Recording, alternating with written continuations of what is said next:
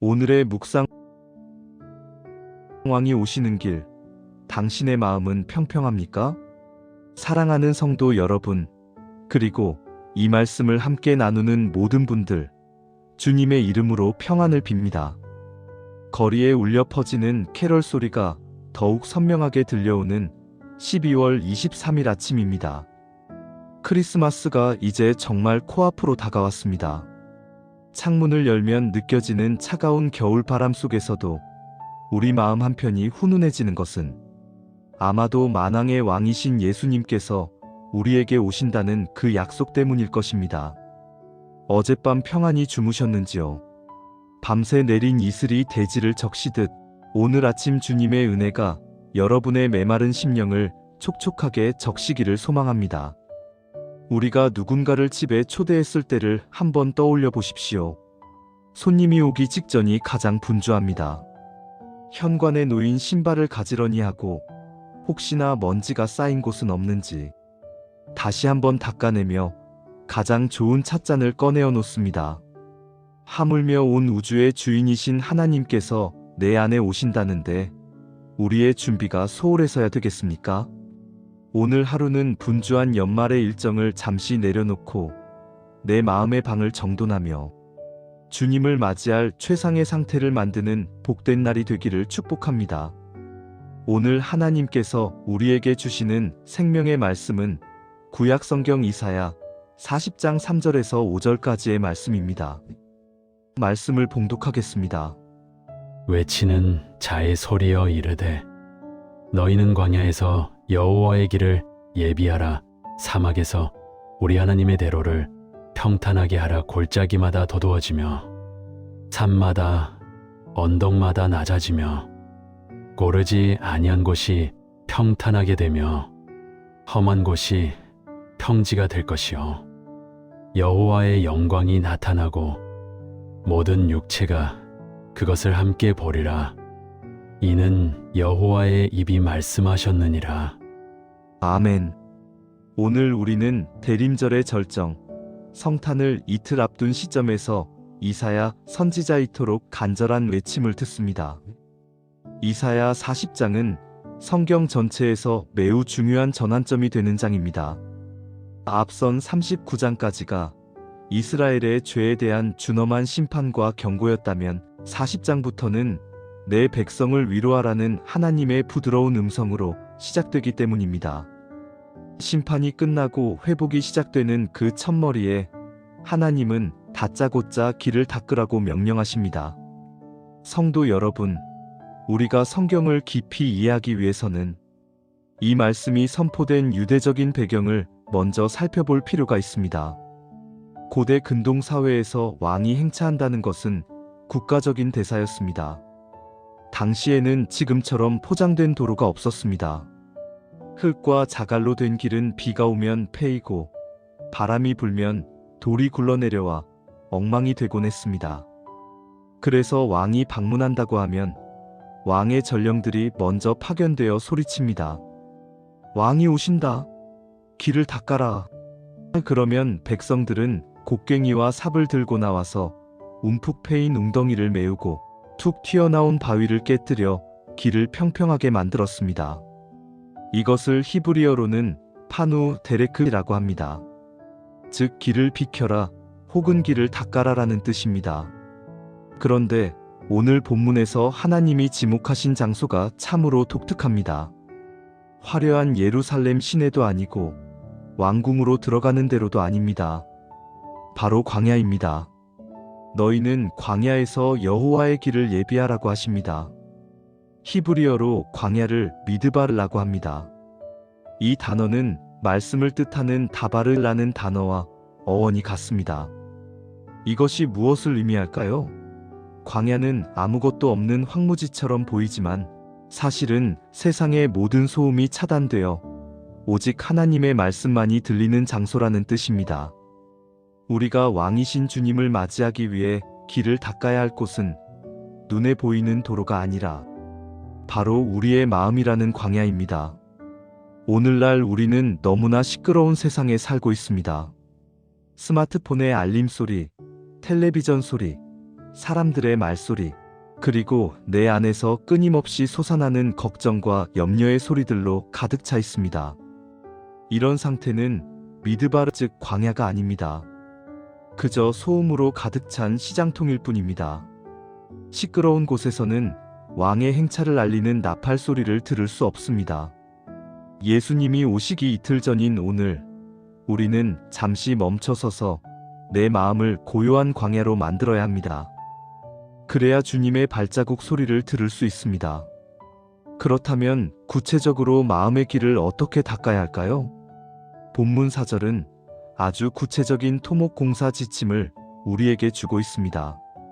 골짜기, 산, 고르지 않은 곳, 험한 곳을 손보라고 하십니다. 이것을 우리의 내면에 적용해 보며 깊이 묵상해 보겠습니다. 먼저 골짜기마다 도두어지며라고 했습니다. 골짜기는 깊게 패인 곳입니다. 우리 마음에도 깊게 패인 상처와 열등감의 골짜기가 있습니다. 누군가에게 거절당했던 기억, 실패했던 기억, 나는 사랑받지 못할 존재라는 자책감이 깊은 웅덩이처럼 파여 있어서 주님의 은혜가 흘러들어와도 금세 고여서 썩어버리거나 바닥으로 스며들어 사라져버립니다. 왕이신 주님은 그런 패인 마음으로는 오실 수 없습니다. 사랑하는 여러분, 이 골짜기를 무엇으로 메워야 할까요? 바로 하나님의 변함없는 사랑입니다. 너는 내 사랑하는 아들이다.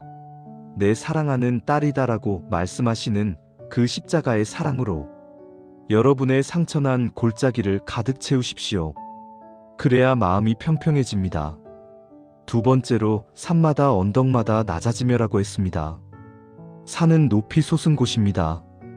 이것은 우리의 교만과 고집을 상징합니다. 내가 주인 되어 내 생각대로만 하려는 마음, 남을 판단하고 정죄하는 높아진 마음들이 우리 안에 우뚝 솟아 있습니다. 예수님은 가장 낮은 구유로 오셨는데 내 마음이 산처럼 높아서야 어떻게 그분을 만날 수 있겠습니까? 유대인들의 지혜서인 탈무드에는 이런 말이 있습니다. 사람은 산 꼭대기에서는 물을 얻을 수 없다. 물은 항상 낮은 곳으로 흐르기 때문이다. 지혜도 하나님의 은혜도 마찬가지다. 자신을 낮추는 자에게만 흘러들어간다. 오늘 하루 내 자존심의 산을 깎아내는 영적 굴착 작업이 필요합니다. 주님, 제가 틀릴 수도 있습니다. 주님이 옳습니다. 라고 고백하는 겸손함이 바로 산을 깎는 작업입니다. 세 번째로 고르지 아니한 곳이 평탄하게 되며 험한 곳이 평지가 될 것이라고 했습니다. 고르지 않다는 것은 마음이 비뚤어져 있다는 것입니다. 매사를 부정적으로 보고 의심하고 냉소적으로 반응하는 마음입니다. 험한 곳은 거친 마음입니다. 분노와 혈기가 가득해서 누구든 건드리기만 하면 폭발할 것 같은 상태입니다. 이런 마음의 길로는 평강의 왕이신 예수님이 편안하게 오실 수 없습니다. 거친 돌들을 골라내야 합니다. 용서하지 못한 사람이 있다면 용서라는 도구로 그 돌을 파내십시오. 불평이 있던 자리에 감사의 흙을 덮으십시오. 성경을 보면 예수님이 오시기 전 이 예언을 실제로 삶으로 살아낸 사람이 있습니다. 바로 세례 요한입니다. 그는 스스로를 광야에서 외치는 자의 소리라고 칭하며 요단강에서 회개의 세례를 베풀었습니다. 사람들은 요한을 보며 메시아가 아닌가 생각했지만 그는 철저하게 자신을 낮추며 나는 그의 신발끈을 풀기도 감당하지 못하겠노라고 고백했습니다. 요한은 자신이 주인공이 되려 하지 않았습니다. 그는 오직 왕이 오시는 길을 닦는 불도저와 같은 역할을 자처했습니다. 그가 그렇게 길을 닦아놓았기에 예수님의 공생의 사역이 그 길 위에서 영광스럽게 시작될 수 있었습니다. 사랑하는 여러분, 성탄을 이틀 앞둔 오늘 우리의 역할도 세례 요한과 같습니다. 아직 예수님을 알지 못하는 가족들을 위해 기도로 길을 닦아야 합니다. 관계가 깨어진 이웃이 있다면 화해의 손길로 길을 닦아야 합니다. 그리고 무엇보다 내 마음속에 주님이 좌정하실 자리를 깨끗이 청소해야 합니다. 오늘 본문 5절은 이렇게 약속합니다. 여호와의 영광이 나타나고 모든 육체가 그것을 함께 보리라. 우리가 마음의 길을 닫기만 하면 하나님의 영광은 반드시 나타납니다. 내가 억지로 영광을 만드는 것이 아닙니다.